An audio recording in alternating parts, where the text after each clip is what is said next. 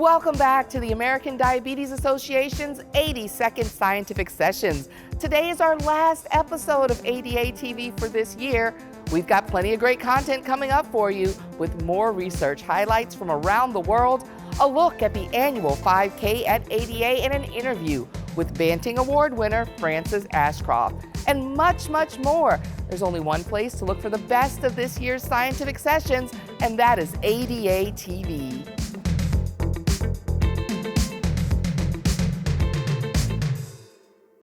Hi, I'm Nicandra Norwood, and we have been enjoying a fantastic weekend here with lots of information, and we've got more coming up for you as we kick off the new week.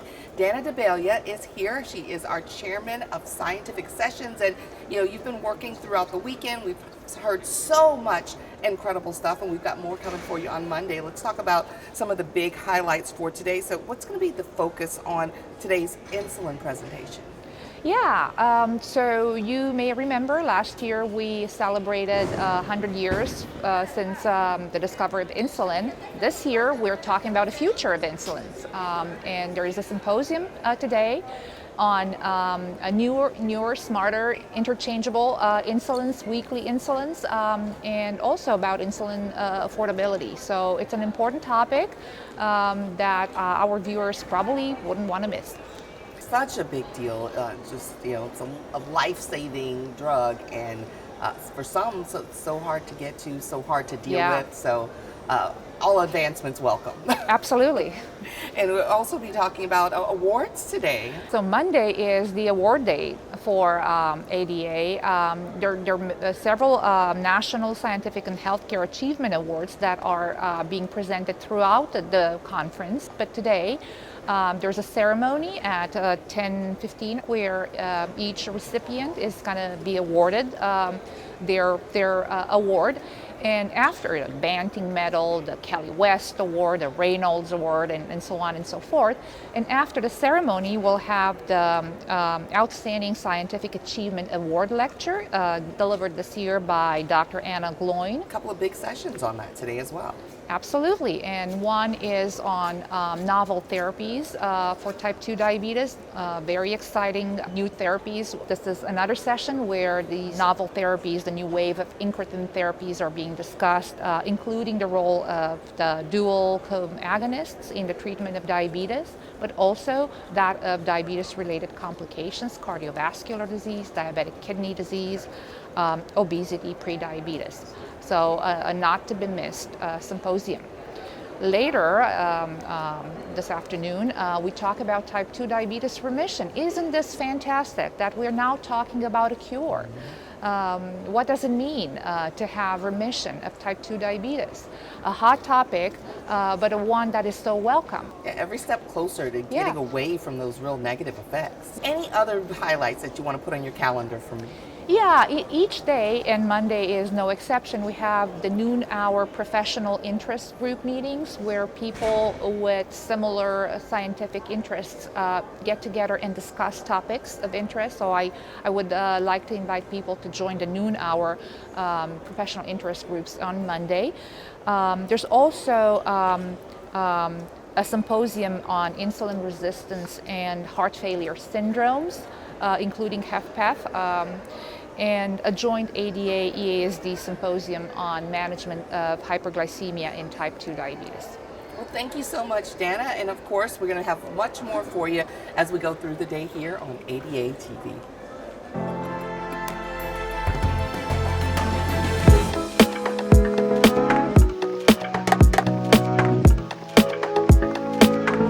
Hey, this has been a great meeting. There's so much to see and do, so many different topics, everything about diabetes. I mean, everything about diabetes. It's really been wonderful.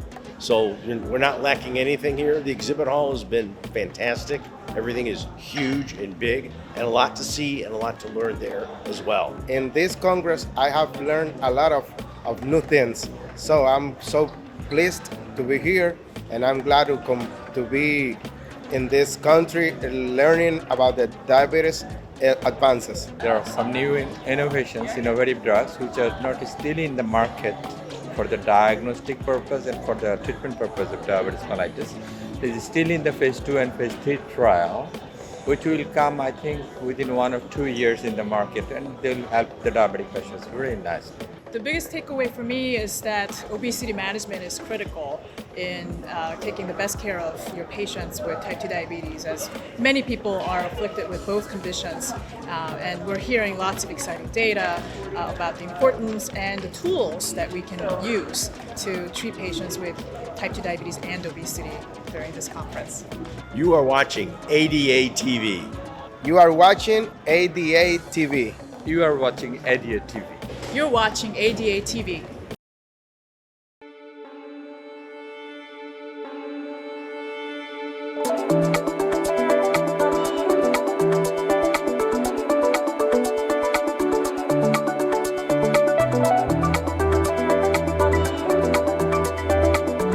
For 16 years plus now, the delegates attending the meeting, the presenters, the exhibitors have all come together for a great shared experience outside the exhibit hall, outside the symposium rooms, in the outdoor environment presented by the host city. What's very special about the 5K at ADA is that it is one of the only activities like this in the world where the delegates come together with people from the community to have a shared experience around a healthy lifestyle activity. 17 years ago, Novo Nordisk became the exclusive sponsor of the 5K at ADA. And we continued that involvement. And through the generous support of Novo Nordisk and the vision of ADA and Novo Nordisk together, the event grew from 200 and 250 people to what normally attracts 1,200 to 1,500 people, both from the local community and from the meeting itself, from the scientific sessions. The 5K at ADA is a very inclusive activity. Most anyone can walk, stroll, run, walk a 5K. It is open to everyone. We have a wonderful 8-week training program for those who have been doing no exercise that will help them get ready to participate in the 5K at ADA.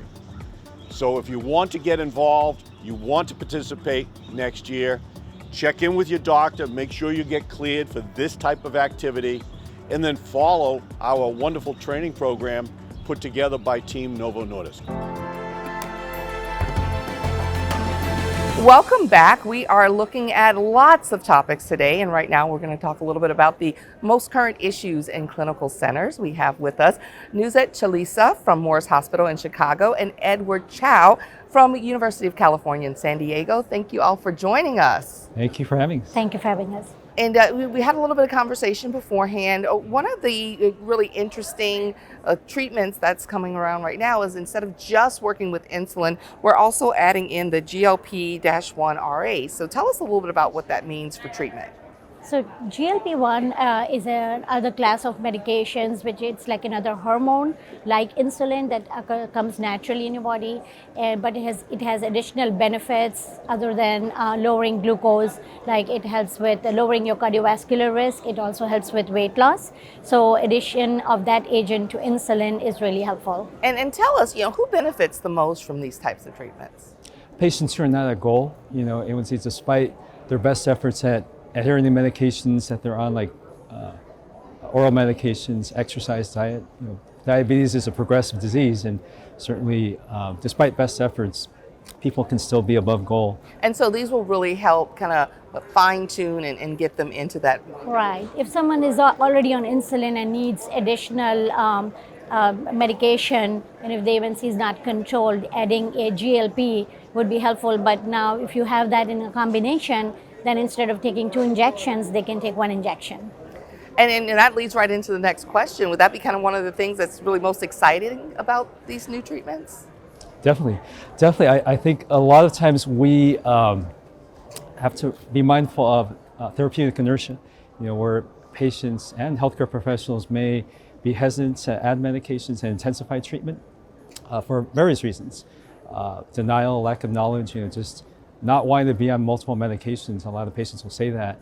And I think this is a promising combination to address both these things, the therapeutic inertia, but also the progression of disease.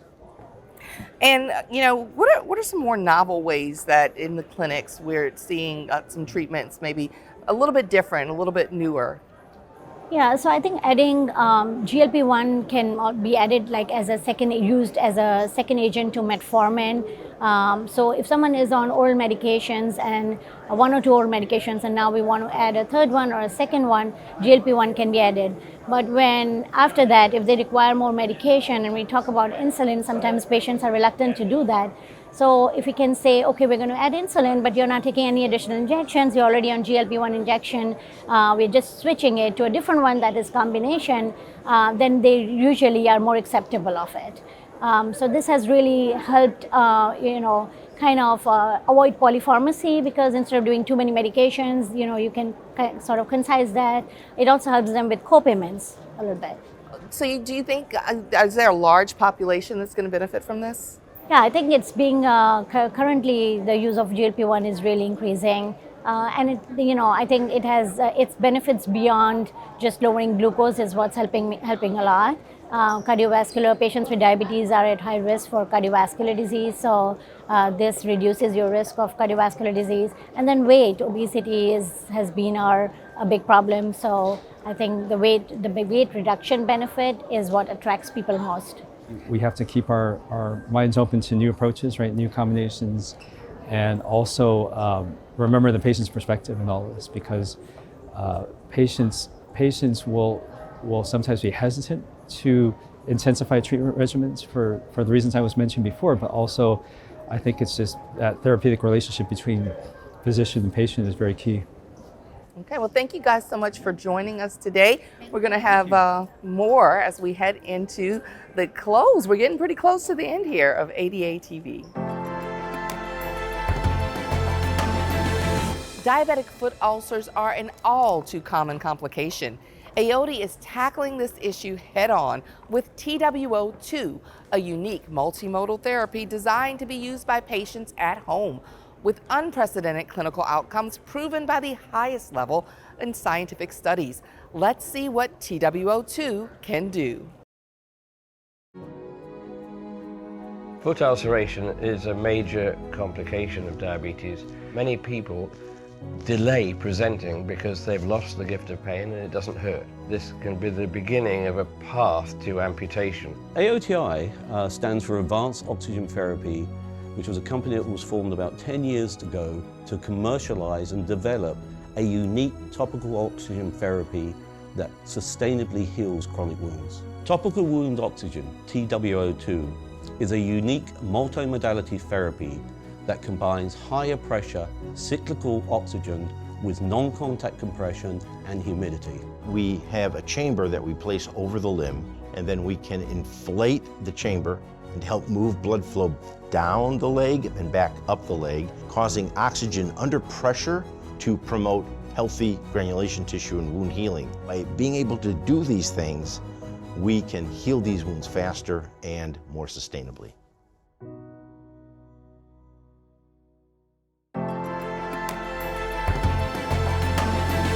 Many patients with hypertension have a treatable cause, primary aldosteronism. Changi General Hospital aims to improve care for patients with primary aldosteronism and all patients with hypertension. Let's head to Singapore to find out more. Changi General Hospital has a very vibrant innovation and research ecosystem, and we strive to look for solutions that can directly impact on our patients' outcomes. Our goal is to 1. Improve the diagnosis of patients with primary aldosteronism, and 2. Identify those patients with a curable form. The key technology of our clinomic center is mass spectrometry. We are using a mass spectrometer to measure plasma aldosterone. I did suffer from hypertension for almost 20 years, so I was very interested in participating in the study concerning the scan. With this new method, what we can then do is use a scan accompanied by the chemical that would then light up the adrenal tumor. Ever since the surgery, my blood pressure is always in the normal range, and I always feel very happy about that. We believe that PET-CT will lead to a fundamental change in how we manage primary aldosteronism around the world. We want to lead the world as a hospital that would be creative in developing technologies, test bedding them within a real life living laboratory setting, and then rapidly adopting them into our hospital setting to provide better patient care.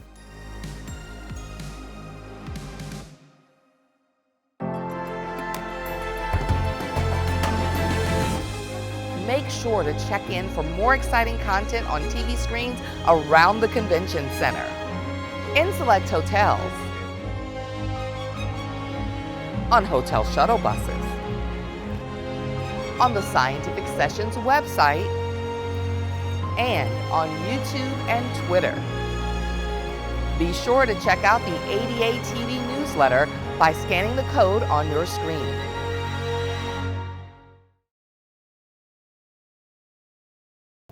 We're back with ADA TV, and we're speaking here with Dr. Neda Razuli. She is a professor of medicine at the University of Colorado. Thank you for joining us. Thank you for having me here. And I hope you've been enjoying ADA so far. Sure, it's an exciting meeting. It's always my favorite meeting of the year. And so today we're just talking a little bit about, some of the newer things that have been discussed here at the meeting with cardiovascular disease and chronic kidney disease. Give us an update on what some of the latest talk is. Sure. We all know as diabetologists, cardiovascular disease and chronic kidney disease are major comorbidities of diabetes, and about 30% of, at least 30% of patients with type 2 diabetes develop these complications of diabetes. So how we optimally treat them, it's very important. And what has happened more recently is more individualized care for patients with diabetes or people with diabetes. And what it translates to clinical practice are there are certain glucose lowering medication that they have cardioprotective or renal protective effect.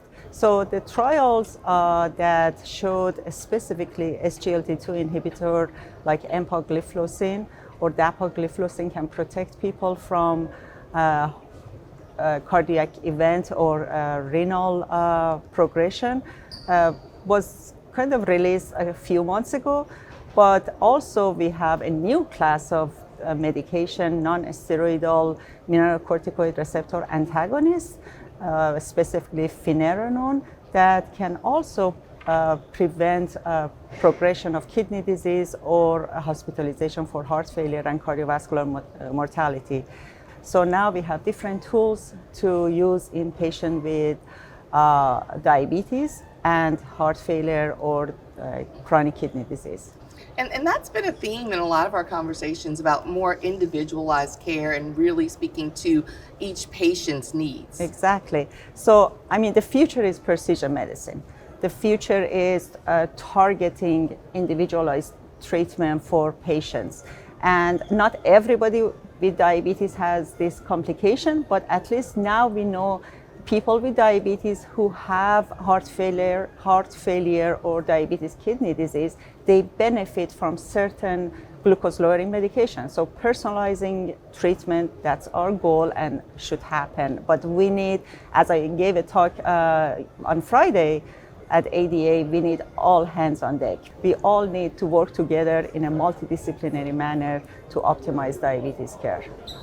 And so we talked about these new medications. What would be some of the other guidelines in really mitigating the cardiovascular disease? What has happened in the past couple of years, now we have given priority to these certain glucose lowering medication that they have cardiorenal protection effect at the same time. So if a patient has diabetes and heart failure or diabetes and chronic kidney disease, now the first line of therapy is one of this medication, independent of glycemic controls. So really looking at the whole person and trying to attack from different angles. Exactly.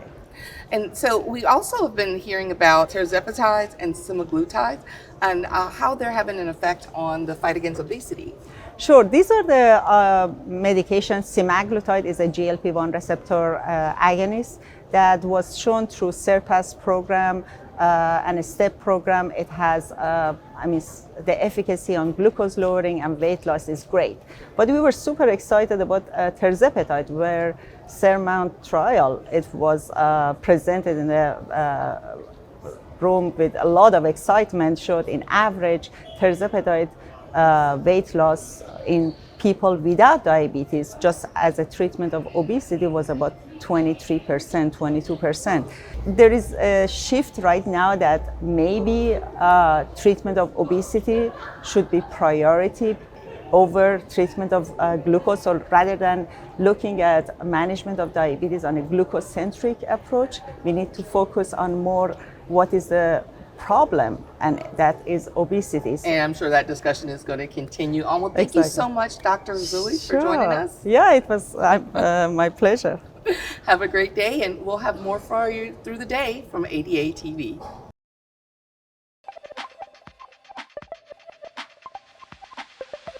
The SURMOUNT-1 trial was a trial of safety and efficacy of tirzepatide, a novel GIP/GLP-1 receptor agonist in individuals with obesity.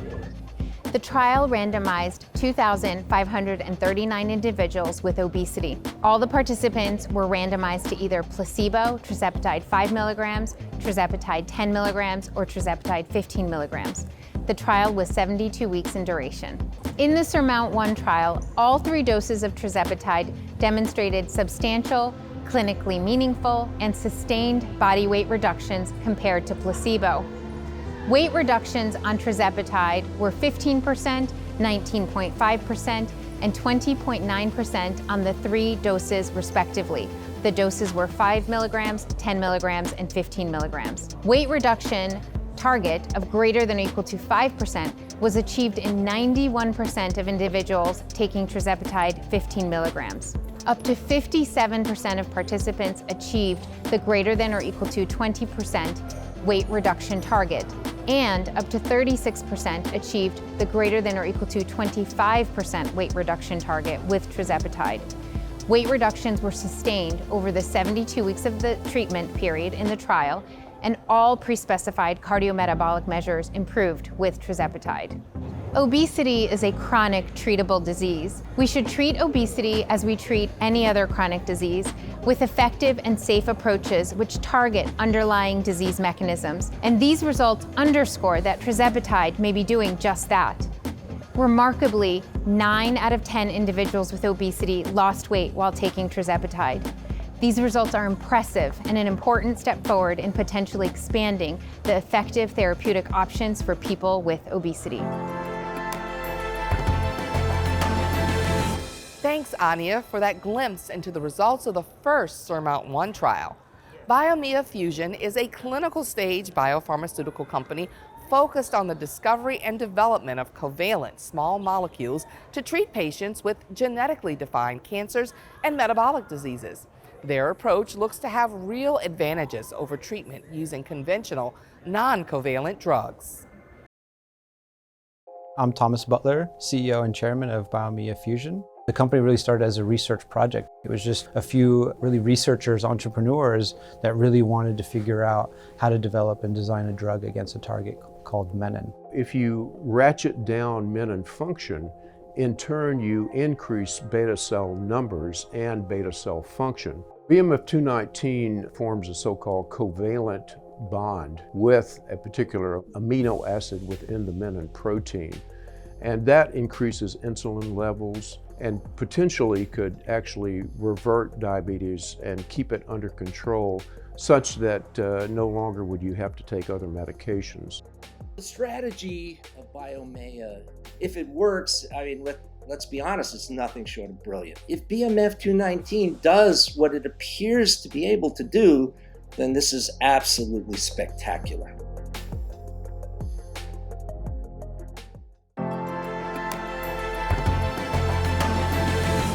There are a lot of apps available that are aimed to help patients with cardiometabolic diseases, too many for physicians to keep up with. But prescription digital therapeutics that are FDA regulated are something entirely different.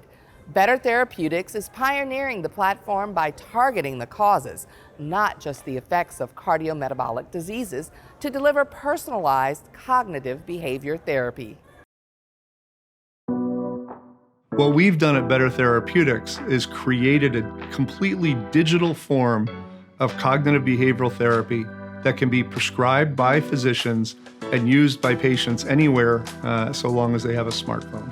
BT001 is our first product focused on treating type 2 diabetes. BT001 delivers our mechanism that's nutritional CBT. This product is in the midst of its pivotal trial right now. The results show us already at 90 days of treatment, a clinically meaningful and highly statistically significant effect. We see the potential to create a new standard of care for type 2 diabetes and other cardiometabolic diseases. A standard of care that begins with behavioral therapy delivered as a prescription digital therapeutic. Gone with the old methods that did not produce results, we are reimagining a future of patient care through better therapeutics.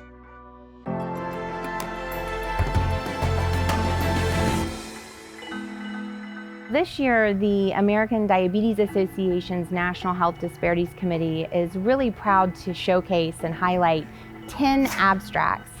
And all of the abstracts focus on health disparities and were selected because they met certain search criteria and were reviewed by our committee in terms of being able to make a meaningful contribution to our understanding of health disparities in diabetes and also approaches to addressing health disparities. So we had a number of abstracts that focused on food insecurity, allowing us to better understand the impact of food insecurity on health risks, both in type 1 and type 2 diabetes.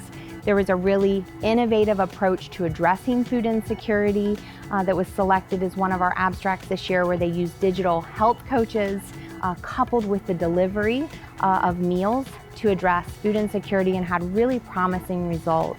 We also had a number of abstracts that came from large clinical trials that are showcasing findings related to racial and ethnic disparities.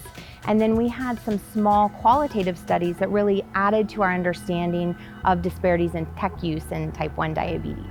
For the abstracts this year, the words that we used to find the abstracts included things like health disparities, social determinants of health, gender, inequality, health equity. And after we did that search, we were able to identify a body of abstracts that all were addressing health disparities, and then the top 10 were selected.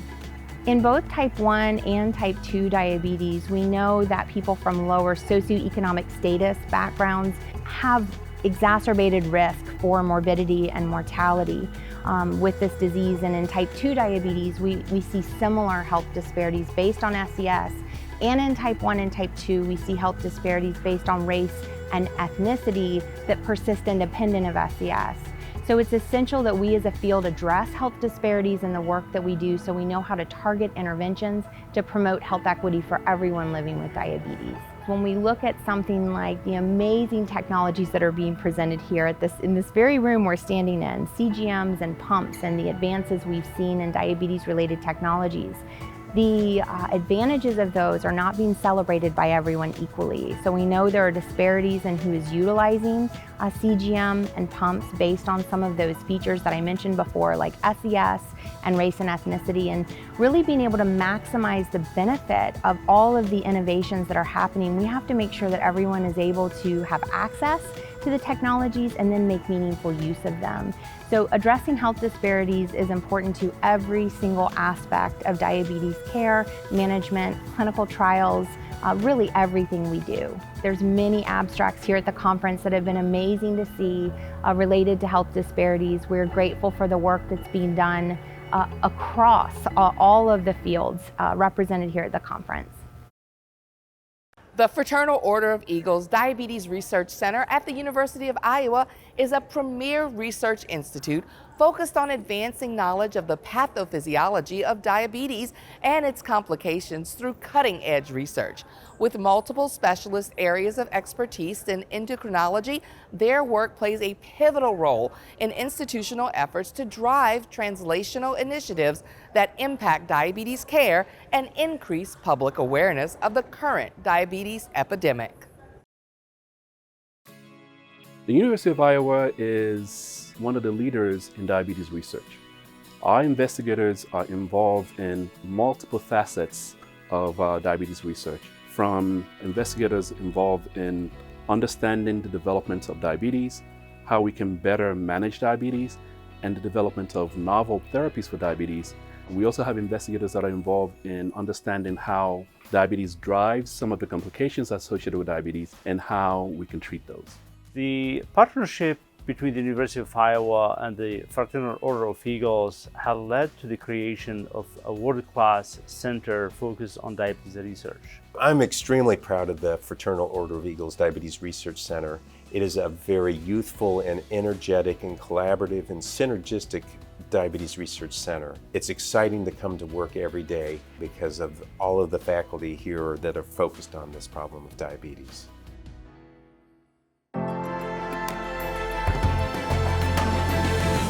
Joining us virtually, we have Banting Award winner Dame Frances Ashroft. Her long-standing commitment to diabetes research has greatly impacted our collective understanding of neonatal diabetes. I've been extremely fortunate in that the work that I've been doing as a basic scientist, together with my team, has eventually impacted the lives of patients with neonatal diabetes. And this is the result of many teams working together, but in particular a collaboration with Professor Andrew Hattersley. I have been working on the ATP-sensitive potassium channel for many years, and we discovered that that plays a key role in the regulation of insulin secretion. Andrew found that mutations in this channel are associated with neonatal diabetes, and then we showed that these mutations are in fact pathogenic and impair the ability of the K-ATP channel to be regulated by glucose, and consequently impact on insulin secretion, which accounts for the diabetes. And the most wonderful thing is that the channels still retain their sensitivity to sulfonylurea drugs, so patients who had been treated with insulin were able to switch to sulfonylurea therapy, and that's had a positive impact on their lives and also on their clinical condition. Once you get stuck into a topic, you're never going to leave it because there's always many more questions to ask.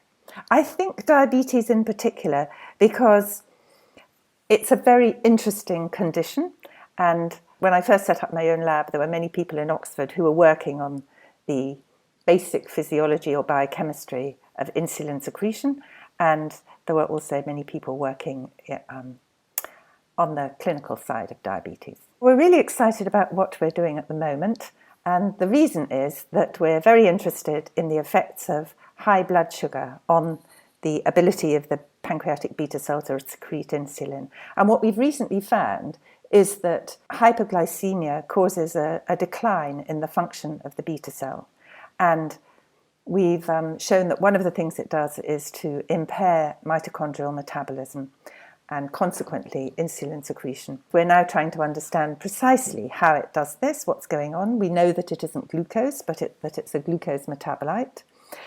And therefore that may possibly bring new targets for diabetes therapy that might reduce the progressive decline in the pancreatic beta cell function during the course of diabetes.